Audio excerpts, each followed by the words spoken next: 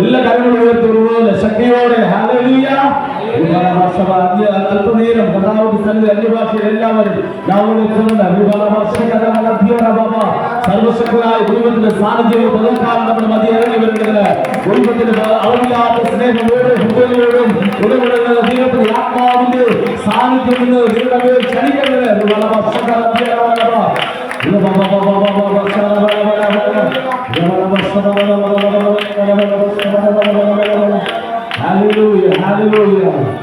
നമ്മൾ പാടാൻ പോകുന്ന പാട്ട് ഭൂവാസിയിലെ യഹോവയ്ക്ക് ആർപ്പിടുന്ന സന്തോഷത്തോടെ സ്തുതി പാടണം. ഹല്ലേലൂയ.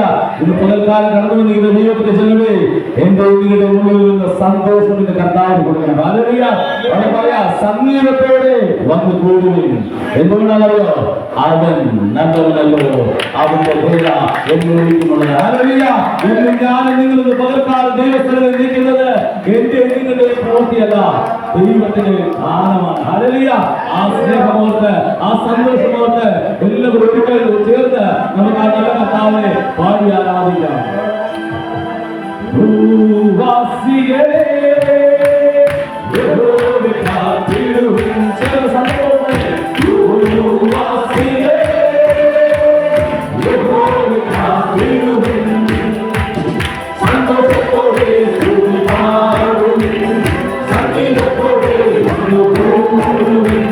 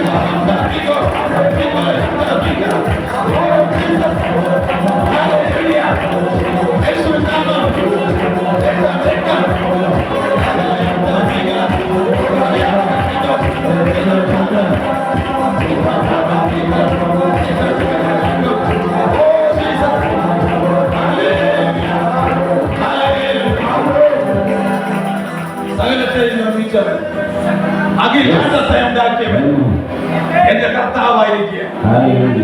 അവനിലല്ലോ ദൈവത്തിന്റെ സകല സമ്പൂർണതയും ദേഹരൂപമായി വസിച്ച ദൈവം. അവനിലല്ലോ, യേശുവിലല്ലോ ദൈവത്തിന്റെ സകല സമ്പൂർണതയും ദേഹരൂപമായി വസിച്ചവൻ. യേശുവിനെ കണ്ടവൻ പിതാവിനെ കണ്ടിരിക്കുന്നു. യേശുവിനെ കണ്ടവൻ പരിശുദ്ധാത്മാവിനെ കണ്ടിരിക്കുന്നു. അവനിലാണ് ദൈവത്തിന്റെ സകല സമ്പൂർണതയും.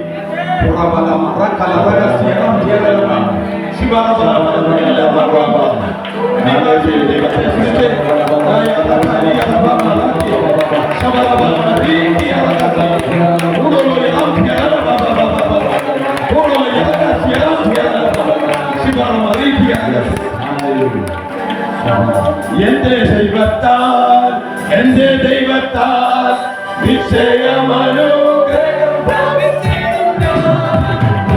വചനം പോലെ ഞാൻ ചെയ്യും. എന്റെ വഴിയിൽ നടക്കും. എന്റെ ദൈവത്താൽ നിശ്ചയമനുഗ്രഹം പ്രാപിച്ചിടും ഞാൻ. എന്റെ വചനം പോലെ ഞാൻ ചെയ്യും. എന്റെ വഴിയിൽ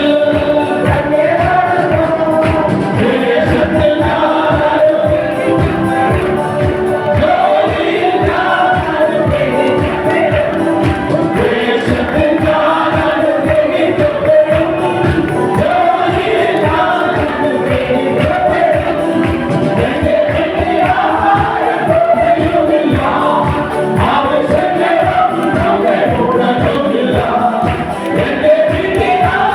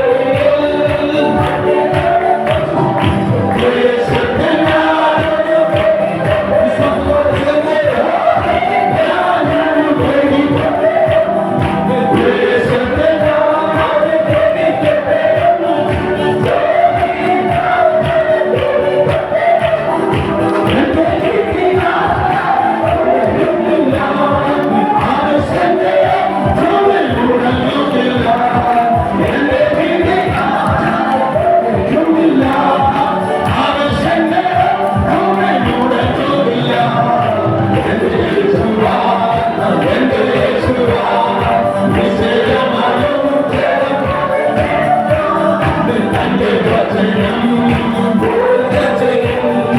തന്റെ വഴിയിൽ തന്നെ നടത്തും. എന്റെ യേശുവാൻ എന്റെ ദൈവം നിശ്ചയമനോഹരം. തന്റെ വചനം പോലെ ചെയ്യും. തന്റെ വഴിയിൽ തന്നെ നടത്തും.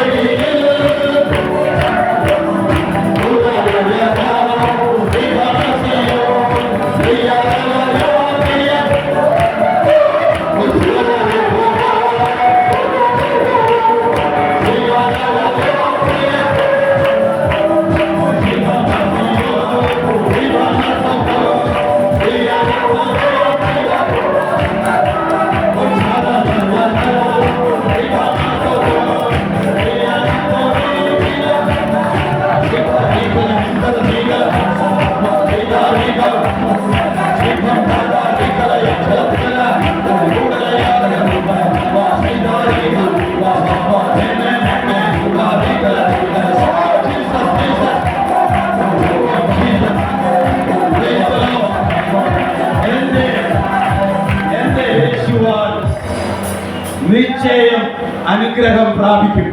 വിശ്വസിക്കുന്ന മക്കൾക്ക് ഉയർത്തി സൂചിച്ച് യേശുവിനെയും അവന്റെ പുസ്തകത്തെയും എടുത്തവരാരും ഭിക്ഷയാചിച്ച് നടക്കുന്നത് ചരിത്രത്തെ കണ്ടിട്ടില്ല. അവരെ സകല രീതിയിലും ദൈവം അനുഗ്രഹിച്ചിട്ടുണ്ട്. അവരുടെ ഭവനത്തെ അനുഗ്രഹിച്ചു, അവരുടെ മക്കളെ അനുഗ്രഹിച്ചു. കർത്താവ് പറയുക, ബന്ധനക്കെട്ടുകൾ ക്രിസ്തു നിന്നെ സ്വതന്ത്രമാക്കിയാൽ നീ സാക്ഷാൽ സ്വതന്ത്രനായിത്തീരും. ഏതെല്ലാം കാര്യത്തിലാണ് സ്വതന്ത്രനാകുന്നത്? ഒന്നാമത് നിനക്ക് കടമുണ്ടാകത്തില്ല. എല്ലാവരും പറഞ്ഞേ ഒന്നാമത് നിനക്ക് എന്തുണ്ടാകത്തില്ല? കടക്കാരനായിരിക്കത്തില്ല. ഇപ്പോഴും നീ കടക്കാരനാണെങ്കിൽ ഇപ്പോഴും നിന്നിൽ നിന്ന് ബന്ധനമൊന്നും വിട്ടിട്ടില്ല കേട്ടോ. നീ ഇപ്പോഴും മറ്റൊരുത്തിന് അടിമയെ. ഇപ്പോഴും ആർക്കെങ്കിലും കൊടുക്കാനുണ്ടെങ്കിൽ നീ ഇപ്പോഴും അവന്റെ മുമ്പിൽ അടിമയെ. വേദപുസ്തകം പഠിപ്പിക്കുന്നത് സദൃശവാക്യത്തിൽ കടം കൊടുക്കുന്നവന് ഈ കടം മേടിക്കുന്ന പുള്ളി എപ്പോഴും അടിമയാണെന്ന സദൃശവാക്യം പറയുന്നത്. അപ്പൊ നിന്റെ ജീവിതത്തിന്റെ അകത്തെ കടപരിപാടി നിർത്തും. അതുകൊണ്ട് തന്നെ നിന്റെ വീട്ടിന്റെ അകത്തെ ആ മരുന്ന് കുപ്പി കർത്താവ് മാറ്റി തരും. കാരണം എന്നറിയോ?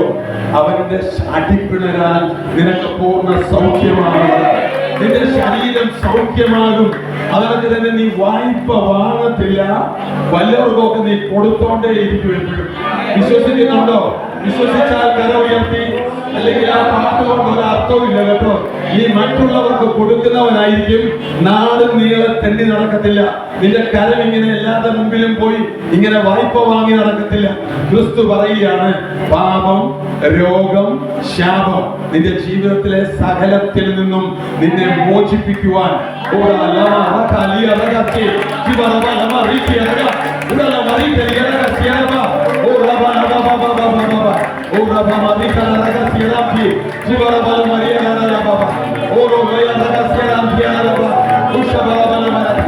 അവന്റെ ദാരിദ്ര്യത്തിൽ നീ സമ്പന്നനാകേണ്ടത്. എല്ലാവരും ഒരുമിച്ച് പതുക്കെ പതുക്കെ പറഞ്ഞു തുടങ്ങിയില്ലേ? അവന്റെ ദാരിദ്ര്യത്തിൽ നീ സമ്പന്നനാകേണ്ടതിന് അവൻ നിനക്കായി ദരിദ്രനായി തീർന്ന കൃപ നിങ്ങൾ ഓർക്കുന്നുവല്ലോ. അവൻ നിന്റെ ദൈവം സമ്പന്നനായിരുന്നിട്ടും അവൻ ദാരിദ്ര്യം പുൽക്കൂട്ടിലോട്ട് ഇറങ്ങി വന്നത് നിന്നെ പുൽക്കൂട്ടിൽ നിന്ന് എഴുന്നേൽപ്പിക്കാനാ. ഹല്ലേലൂയ. നിന്റെ അവസ്ഥകൾക്കൊന്ന് മാറ്റം വരുത്താനായിട്ട്. Praise the Lord. അതെല്ലാം ഒന്ന് മാറ്റി, നമ്മുടെ ഷേപ്പ് തന്നെ ഒന്ന് മാറ്റി, നമ്മുടെ വാക്കിലും പ്രവൃത്തിയിലും നടപ്പിലും യേശു പറയുക, ഇവിടെയില്ല സോളമനേക്കാൾ വലിയവൻ. ഹല്ലേലൂയ. നിന്റെ ഉള്ളിലിരിക്കുന്ന ആള് സോളമനേക്കാൾ വലിയവനാണ്. ജ്ഞാനത്തിലും വാക്കിലും പ്രവൃത്തിയിലും അവൻ എക്സ്ട്രാ ഡീസന്റ് ആണ് കേട്ടോ. യേശു എക്സ്ട്രാ ഡീസന്റ്. കാര്യം എന്താണെന്നറിയാം? ഒരു സദ്യക്ക് പോയിരിക്കുമ്പോഴും നീ എവിടെ ഇരിക്കണമെന്ന് പഠിപ്പിച്ചു. മുക്കുവന്മാർക്ക് എവിടെ ഇരിക്കണമെന്ന് അറിയത്തില്ലല്ലോ. അവൻ ഇരിക്കേണ്ട സ്ഥലം പോലും അവനോട് പറഞ്ഞ് മുമ്പിൽ കയറി ഇരിക്കുന്ന പോയിരുന്നോളാം. നിന്നെ വിളിച്ചിരുത്തിയാൽ അവിടെ നിനക്ക് മാന്യത ഉണ്ടാകും. പ്രിയ ദൈവത്തിന്റെ ജനമേ, സാമൂഹികമായും ആത്മീയമായും ശാരീരികമായും എല്ലാം ഉന്നതനായി ഇവിടെ ഇതാ സോളമനേക്കാൾ വലിയവൻ. അവൻ സന്നിധാനത്തിൽ നമ്മൾ വന്നിരിക്കുക. കരങ്ങൾ ഉയർത്തി അവനെ ആരാധിച്ച് പാടാൻ പോവാ. നിൻ തിരു സന്നിധിയിൽ ഞാനിന്നു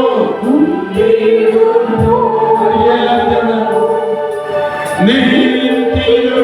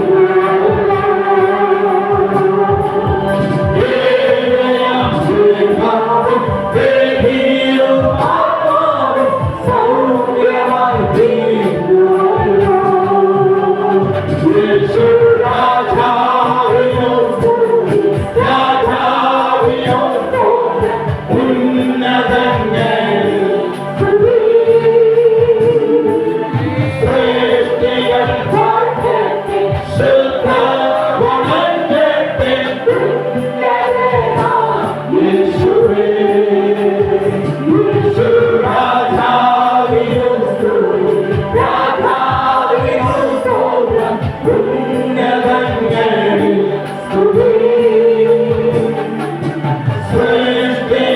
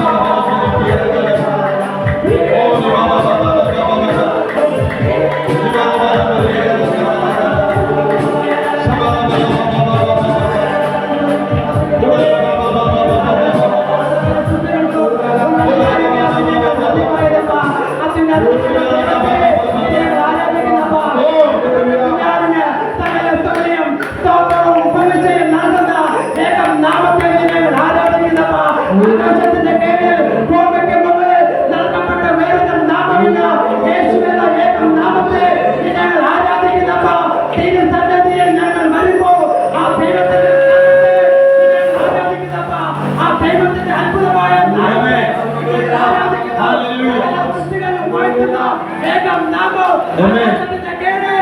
Hallelujah. നൽകപ്പെട്ട വേറൊരു നാമമില്ല. യേശുവെന്ന നാമത്തെ നിങ്ങൾ ആരാധിക്കുന്നപ്പ എല്ലാ നാമവും വാഴ്ത്തുന്ന ഏക നാമത്തെ എല്ലാ നാമവും ആരാധിക്കുന്നു. ഏക നാമത്തെ നിങ്ങൾ സ്തോത്രം ചെയ്യുന്നപ്പ ആ ദൈവത്തിന്റെ മഹത്വത്തെ ഞങ്ങൾ വർണ്ണിക്കാം. Amen. ആ മഹത്വത്തിന്റെ പ്രത്യാശ എല്ലാ കാര്യങ്ങളും ഞങ്ങൾ വർണ്ണിക്കുന്നില്ല.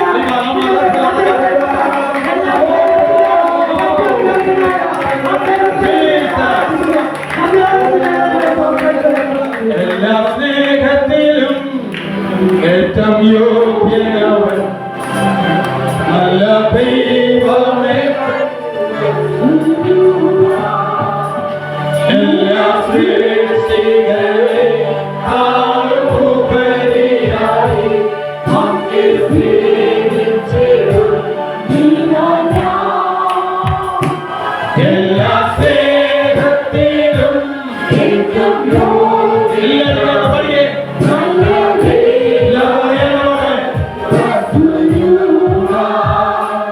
എല്ലാ സൃഷ്ടികളെ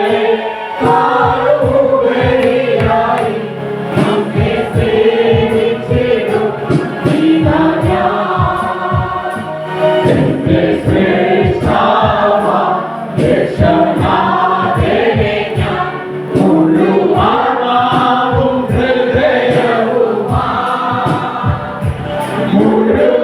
മുഴുവനോടെയും സർവശക്തിയോടും സദാ സ്നേഹിച്ചിടും ഭാവിയിൽ. എന്റെ ശ്രേഷ്ഠാവ യേശുനാഥനെ ഞാൻ മുഴുവനാവും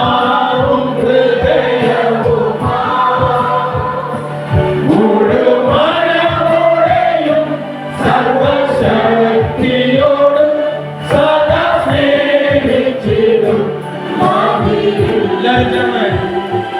എല്ലാ സ്നേഹത്തിലും ഏറ്റവും യോഗ്യനാമേ നല്ല ദൈവമേ എല്ലാ സൃഷ്ടികളെ ആളുപരിയായി നിന്നെ സ്നേഹിച്ചിടും വലിയ പാപത്താലെ നിന്നെ ദ്രോഹിച്ചിടാൻ നല്ല അനുവദിക്കരുതേ. നിന്നോട് യോഗ്യത്വം ചെയ്യുന്നതിനു മുൻപേ നഷ്ടമാക്കിയ അധികവും വലിയ പാപത്താലെ നിന്നെ ദ്രോഹിച്ചിടാൻ നല്ല അനുവദിക്കരുതേ. നിന്നോട് യോഗ്യത്വം ചെയ്യുന്നതിനു മുൻപേ നഷ്ടമാക്കിയ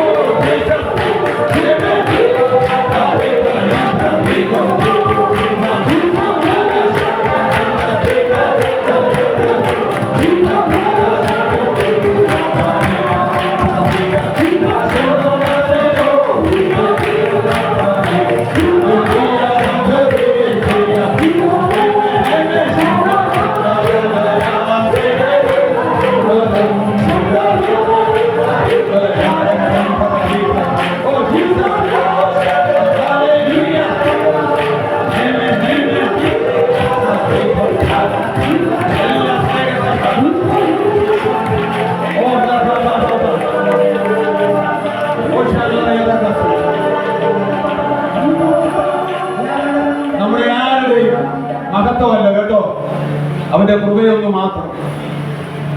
നിത്യ നരകത്തിലേക്ക് പോകേണ്ട കോടാനുകോടി ജനത്തിന്റെ ഇടയിൽ പേര് ചൊല്ലി അവൻ വിളിച്ചിരിക്കുകയാണ്. പേര് ചൊല്ലി അമ്മയുടെ ഉദരത്തിൽ ഉരുവാകുന്നതിന് മുമ്പ്, നിന്റെ അമ്മയുടെ ഉദരത്തിൽ നീ ഉരുവാകുന്നതിന് മുൻപ് ഒരിക്കലും ദൈവദാസൻ ഇങ്ങനെ ചോദിച്ചു, ലോകം സൃഷ്ടിക്കുന്നതിന് മുമ്പ് പിതാവിന്റെ പരിപാടി എന്തായിരുന്നു? എന്താണ്? ലോകം ഉണ്ടാകുന്നതിന് മുൻപ്, സകലത്തെ സൃഷ്ടിക്കുന്നതിന് മുമ്പ് ദൈവത്തിന്റെ മനോമുഖരത്തിൽ എന്തായിരുന്നു നമുക്കറിയാമോ? എന്തായിരുന്നു ദൈവത്തിന്റെ മനോമുഖരത്തിൽ ഉണ്ടായിരുന്നത്? തന്റെ പുത്രന്റെ മണവാട്ടിയെ തെരഞ്ഞെടുക്കുക. മനസ്സിലായ ഒരു കരങ്ങൾ അടിച്ച് ദൈവത്തെ മനസ്സിലായ ഒരു കരങ്ങൾ അടിച്ച് ദൈവത്തിന്റെ പദ്ധതി മനസ്സിലായോ? ലോകസ്ഥാപനത്തിന് മുമ്പ് ദൈവത്തിന്റെ പിതാവായ ദൈവത്തിന്റെ മനോമുഖരത്തിൽ എന്തായിരുന്നു? ഒന്നും ശ്രദ്ധിച്ചില്ല കേട്ടോ. തന്റെ പുത്രന്റെ മണവാട്ടി ആരാണെന്നുള്ള ഇങ്ങനല്ലേ പറഞ്ഞു. അപ്പൊ തന്റെ പുത്രന്റെ മണവാട്ടിയായി ഈ അധോലോകം എന്ന് പറയുന്ന ഈ ചങ്ങനാശ്ശേരി പട്ടണത്തിനകത്ത് സകലവിധ മതങ്ങളും എല്ലാ ഭക്തരുടെയും എല്ലാ കള്ളക്കച്ചവടമുള്ള ഈ നാട്ടിൽ നിന്ന് ആരെ തെരഞ്ഞെടുക്കണമെന്ന് ദൈവം നോക്കിയിട്ട് മുസ്ലിമും നായരും കത്തോലിക്കലും CSIയും മർത്തോമായും എല്ലാം കൂടെ അവിയലും രൂപത്തിൽ ചന്ദനക്കുടവും കളിച്ച് നടക്കുന്ന വിഗ്രഹാരാധികളായ ഈ അന്ധകാരം പിടിച്ച ഈ സ്ഥലത്തുനിന്ന് ആരെ തെരഞ്ഞെടുക്കണമെന്ന് ലോകം ഉണ്ടാകുന്നതിന് മുമ്പ് പിതാവ് ചിന്തിച്ചപ്പോൾ നമ്മളെ കണ്ടത് പിടികിട്ടിയെന്ന് തോന്നുന്നു. നമ്മുടെ ഇപ്പോഴത്തെ വിഷയം എന്താണെന്നറിയോ? എന്റെ അടുക്കളപ്പണി തീർന്നില്ലല്ലോ, എന്റെ കുഞ്ഞിന്റെ ഭാവി എന്തായി തീരും? അവിടെ ബാങ്കിൽ ചില ബാലൻസ് ഇല്ലല്ലോ. ഇതല്ലേ എന്റെ കുഞ്ഞെ, അഖിലാണ്ടത്തെ ഉണ്ടാക്കിയവൻ ലോകം ഉണ്ടാകുന്നതിന് മുമ്പേ നിന്റെ ഭാവി ആരംഭത്തിൽ തന്നെ അവസാനം അറിയുന്നു. ആരംഭത്തിൽ തന്നെ എന്തറിയുന്നവനാ? അവസാനം അറിയുന്നവന്റെ മുമ്പിലാണ് നമ്മൾ ജീവിക്കുന്നത്. എന്റെ പിതാക്കന്മാർ അറിയാത്ത ഈ സത്യം നമ്മളെ ദൈവം അറിയിച്ചപ്പോ അവനെ എങ്ങനെ ഇത്രയും കരം അടിച്ചാൽ മതിയോ?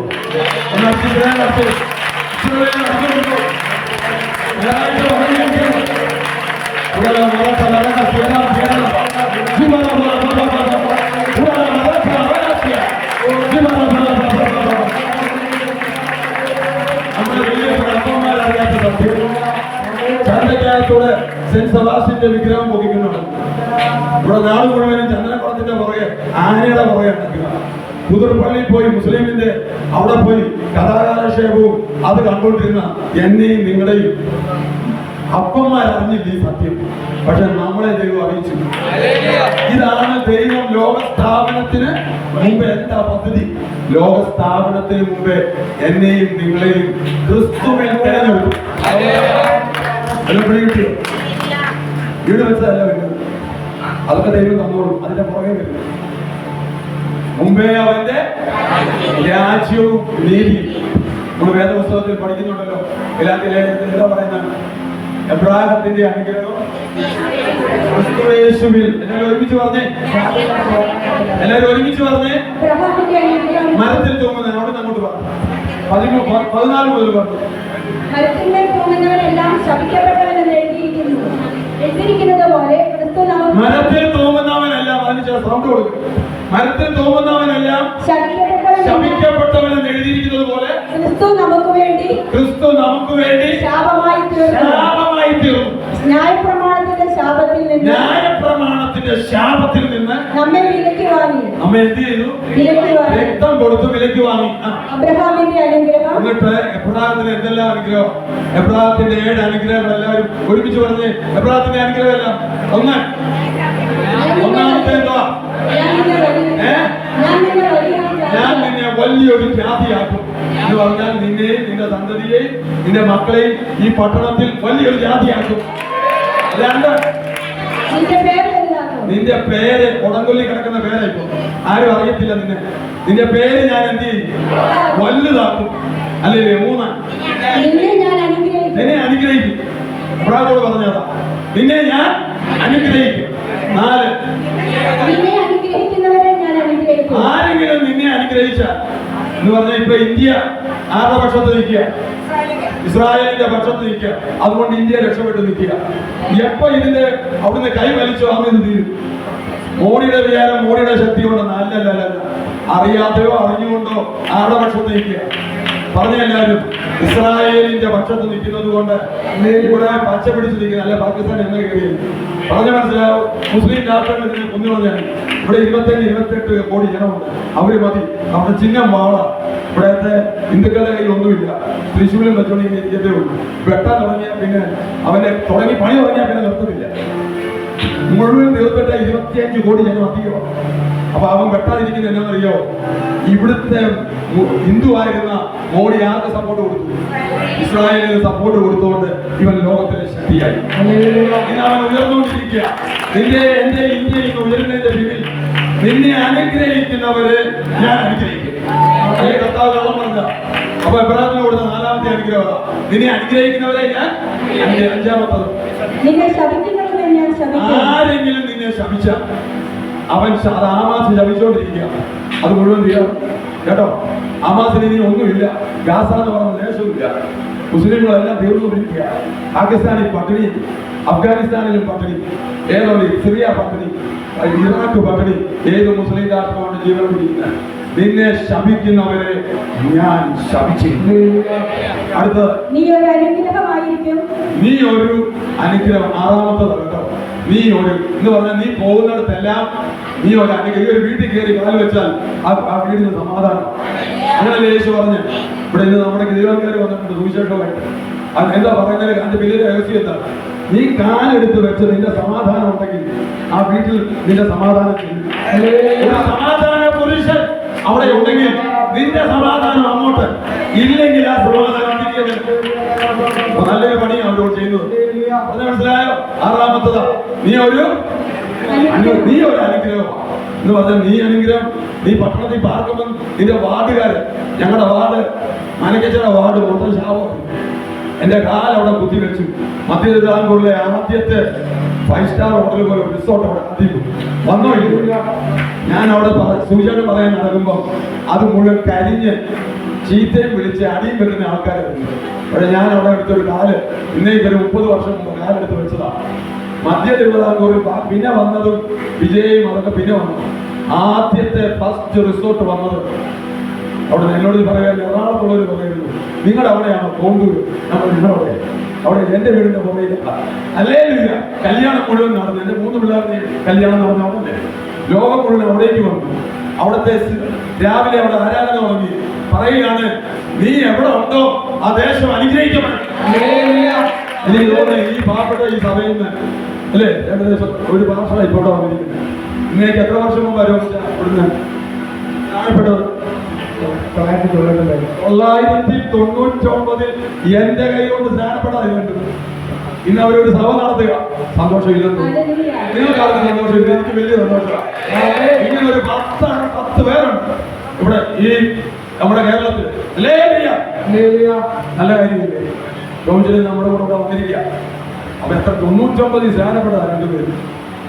അപ്പൊ അവര് സഭ നടത്തുന്നു. എത്ര നല്ല കാര്യങ്ങൾ. അപ്പൊ എന്താണ്? നീ കാല് വെച്ചവിടെ ഒക്കെ അനുഗ്രഹം. നിന്റെ മക്കൾ കാല് വെക്കുന്നതോടൊക്കെ അനുഗ്രഹം. നീ ഒരു അനുഗ്രഹമായി. അവസാനമായിട്ട് ഭൂമിയിലെ സകല വംശങ്ങളും അനുഗ്രഹിക്കപ്പെടും. കേട്ടോ, ഇനി വേറെന്ത് സംഭവിക്കും? ദാദാസഭ നമ്മളിവിടെ ചങ്ങനാശ്ശേരിക്കാർ മാത്രമല്ല, വിദേശക്കാർ വന്നത് ഇന്റർനാഷണൽ ആയിട്ടാണ് വന്നിരിക്കുന്നത്. അപ്പൊ ലോകം മുഴുവൻ അനുഗ്രഹിക്കപ്പെടാൻ പോവാ. നമ്മളിവിടെ സ്വന്തമായിട്ട് എല്ലാവരും കൊണ്ടുവരുന്നുണ്ടല്ലോ അല്ലേ? ഇവിടെ നമ്മൾ ഇവിടത്തിൽ ഇത് കഴിഞ്ഞാൽ ഇവിടെ നമ്മുടെ സ്വന്തമായിട്ട് പോകത്തുള്ളൂ. എല്ലാവരും കരുതി വെച്ചോണ്ട് അതെങ്ങനെയുള്ള സുവിശേഷീകരണോ? ലോകം മുഴുവനും അനുഗ്രഹിക്കപ്പെടുക. നീ ഇടുന്ന ഒരു 10 രൂപ കാശ് ലോകത്തിലേക്കുള്ള സുവിശേഷീകരണമാണ്. അപ്പൊ നീ മുഖാന്തരം ആരൊക്കെ അനുഗ്രഹിക്കപ്പെടണം? ലോകത്തിലെ സകല വംശവും അനുഗ്രഹിക്കപ്പെടും. നമുക്ക് അവിടെ പോകാൻ പറ്റിയില്ലെങ്കിലും നമ്മളിടുന്ന സ്തോത്ര കാഴ്ച മതി ഓസ്ട്രേലിയയിലുള്ളവർ രക്ഷിക്കപ്പെടും. കേട്ടോ, ഹല്ലേലൂയ. നിന്റെ മക്കൾ അവിടെ പോകും, എല്ലാം ചെയ്യും. അപ്പൊ 7 അനുഗ്രഹങ്ങള് അത് മരത്തിൽ തൂങ്ങുന്നവനെല്ലാം ശപിക്കപ്പെട്ടവനെന്ന് എഴുതിയിരിക്കുന്നത് പോലെ ക്രിസ്തു നമുക്ക് വേണ്ടി എന്തായിത്തീർന്നു? ശാപമായിത്തീർന്നു. ന്യായപ്രമാണത്തിന്റെ ശാപത്തിൽ നിന്നും നമ്മെ യേശുവിന്റെ രക്തത്താൽ വിലയ്ക്ക് വാങ്ങി. അബ്രഹാമിന്റെ 7 അനുഗ്രഹങ്ങൾ ക്രിസ്തുയേശുവിൽ ജാതികൾക്ക് വരേണ്ടതിന് നാം ആത്മാവെന്ന വാഗ്ദത്ത വിഷയം വിശ്വാസത്താൽ പ്രാപിച്ചിരിക്കുക. മനസ്സിലായവരൊക്കെ എബ്രാഹത്തിനില്ലായിരുന്നത്, ദാവീദിനില്ലായിരുന്നത്, സോളമനില്ലായിരുന്നത്, അവസാനത്തെ മലാഖിക്കും ഇല്ലായിരുന്നത്. ഹല്ലേലൂയ. എന്താണെന്നറിയോ? പരിശുദ്ധാത്മാവാണ്. അത് പുതിയ നിയമത്തിലായി നമുക്ക് കിട്ടിയില്ലേ? അവർക്ക് അന്യഭാഷ അവർ പ്രാർത്ഥിച്ചിട്ടേ. അന്യഭാഷയിൽ അവർ എന്ത് ചെയ്തിട്ടില്ല. പക്ഷേ ഈ അന്യഭാഷയൊക്കെ ആർക്കാ തന്നത്? പറഞ്ഞേ. അതിങ്ങനെ കൈവച്ചു കഴിഞ്ഞു. എനിക്ക് എന്റെ ഉള്ളിൽ ആത്മാവിരിക്കുന്നുണ്ട്. പ്രൈസലോ.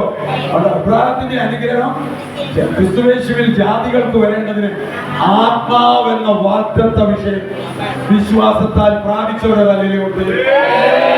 എന്നാൽ നമുക്ക് എന്ത് ചെയ്യാം? ആ ഒരു പാട്ട് കൊടുക്കാറുണ്ടല്ലോ. അപ്പൊ ഞാൻ ഇങ്ങോട്ട് തിരിയുന്നതിന് മുമ്പ് എന്ത് ചെയ്യാം? അന്ത്യകാല അഭിഷേകം സകല ജഗത്തിന്മേൽ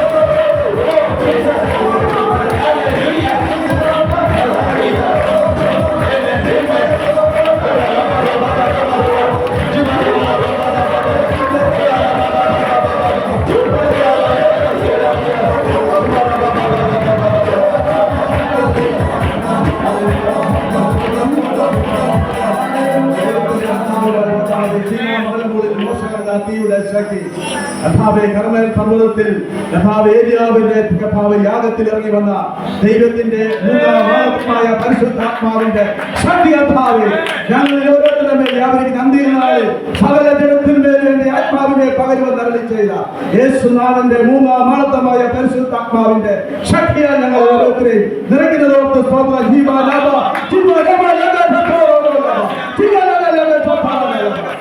മഹാപരിശുദ്ധനും നിത്യനുമായ സ്വർഗ്ഗസ്ഥലങ്ങളുടെ പിതാവേ, നന്ദിയോടെ ഞങ്ങൾ അങ്ങയെ സ്തുതിക്കുന്നു, സ്തോത്രം ചെയ്യുന്ന കർത്താവേ. വീണ്ടും കർത്താവേ, അങ്ങേ ആത്മാവിലും സത്യത്തിലും ഒരു പ്രാവശ്യം കൂടി ഭൂമിയിൽ ലോകത്തിലെ വിശുദ്ധന്മാരോടൊന്നിച്ച് ഞങ്ങൾക്കും ഈ താണഭൂമിയിൽ ആരാധിപ്പാൻ ദൈവം ഒരുക്കി നൽകിയ നല്ല സമയത്തിനായി ഞങ്ങൾ അങ്ങേക്ക് നന്ദി പറയുന്നു, സ്തോത്രം ചെയ്ത് കർത്താവേ. കടന്നു വന്നിരിക്കുന്ന മക്കളെല്ലാം യേശുവിന്റെ ആത്മാവിനാൽ നിറച്ചതിനാൽ നന്ദിയോടെ സ്തോത്രം ചെയ്ത് കർത്താവേ. ശേഷം നടക്കുന്ന ശുശ്രൂഷകളെല്ലാം പരിശുദ്ധാത്മാവിന്റെ പൂർണ്ണ നിയന്ത്രണത്തിലായിരിക്കുമാറാണെന്ന് ഞങ്ങൾ പ്രാർത്ഥിക്കുന്നു, സ്തോത്രം ചെയ്ത് കർത്താവേ. സകല മൗത്വം തൃക്കരങ്ങളിലേക്ക് ഏൽപ്പിക്കുന്നു. പ്രാർത്ഥനയായിട്ട് ഞങ്ങൾ അനുഗ്രഹിച്ചിരിക്കുക, സ്തോത്രം. സകലതും ഞങ്ങൾക്ക് വേണ്ടി ജീവനെത്തുന്ന യേശു ക്രിസ്തുവിന്റെ തന്നെയുള്ള നാമത്തിൽ തന്നെ സന്തോഷമുള്ള മക്കൾ കരങ്ങൾ ഉയർത്താൻ ഒരു ഹല്ലേലൂയ പറഞ്ഞേ. ഹല്ലേലൂയ. എല്ലാ മക്കളും ദൈവം സന്നിധിയിലിരിക്കുക.